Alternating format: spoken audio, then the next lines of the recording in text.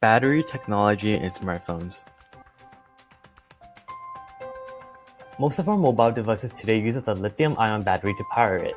These devices include our phones, tablets, and laptops. But how does a battery actually work? A battery works by having a transfer of electrons to power a device. And in a lithium-ion battery, lithium ions with a positive charge are also transferred to balance the negative charges of the electrons. A lithium-ion cell has three main components. There are two dissimilar electrodes called the anode and the cathode, and then there is the electrolyte. Electrodes contain a compound in which ions can intercalate, which means that these compounds can absorb new ions without disturbing the structure of the original compound. These electrodes are essentially storages for the lithium ions when the battery is not in use. The electrolyte separates the anode and the cathode, and it also serves as both an ionic conductor and an electric insulator.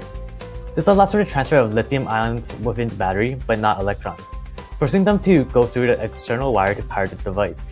Also, in order for the lithium ions to be able to move between the electrodes, the electrolyte compound has to contain lithium ions too. When power is needed by the device, electrons travel through the external wire that is connected to the device to power it. Then it goes towards the cathode.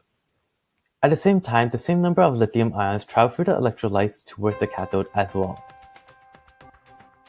When the anode runs out of lithium ions and electrons, the battery can't do any more work.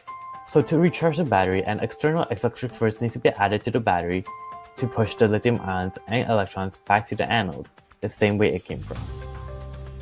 In today's society, one of the largest applications of lithium-ion batteries are smartphones.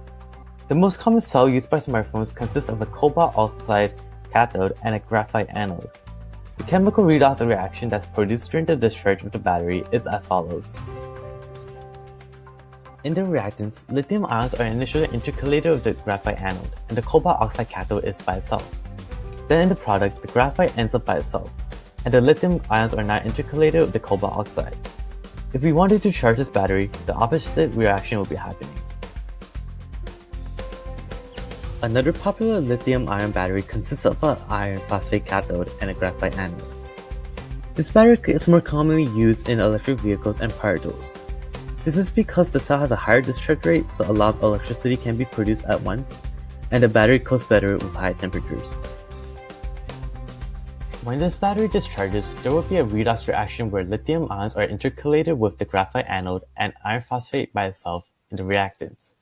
Then, the graphite will be by itself and the lithium ions will be intercalated with the iron phosphate in the products. And again, to charge the battery, the opposite reaction happens.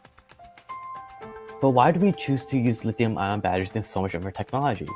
This is because there is a lot of societal benefits to them, and here are a few examples.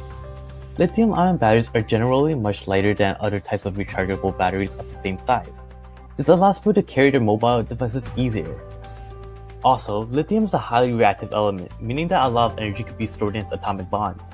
This translates into a high energy density for lithium-ion batteries, allowing for a long-lasting battery life and a long usage. Moreover, lithium-ion batteries can handle hundreds of charge cycles, which allows for the device to have a longer lifespan, so people don't have to replace them as often. And how does this battery technology relate to electrochemistry? These two are related because electrochemistry involves the study of the transfer of electrons between atoms, while lithium-ion batteries operates on the transfer of electrons between its cathode and anode. Another similarity is shown in redox reactions. In order for a redox reaction to occur, one atom must undergo reduction, so gain electrons, and the other must undergo oxidation, so lose electrons. And this just happens in a battery. On discharge, the anode loses electrons while the cathode gains electrons. This means that the anode undergoes oxidation and the cathode undergoes reduction. Created using Powtoon.